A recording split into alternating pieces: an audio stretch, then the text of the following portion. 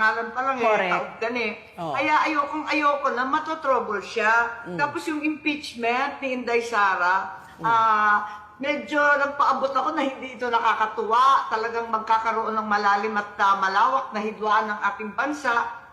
Ang problema, hindi nga masyadong nakikinig. At pati na rin dun sa GAA budget ng 2025, na sa palagay ko, naku talaga naman, ang laking kawatan. Ano ba naman yan? Sayang lang ang hinihingi natin sa flood control, sa ating sundalo. At tumayo ako ng privilege speech. Nagagalit yata siya dahil nga hindi ako sumasang-ayon lagi. Kaso, ayoko naman siya mapahamak ng todo-todo. Oo. Ito nga, ang nangyari, ang balita ko, nagagalit siya doon sa investigasyon, pero hindi ko maintindihan kasi akala ko makakatulong ako, honestly, to tell you the truth, Ali.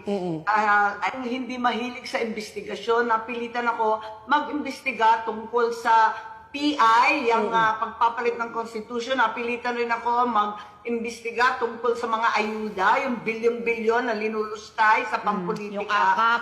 Abay, dyan sa budget na yan. At syempre,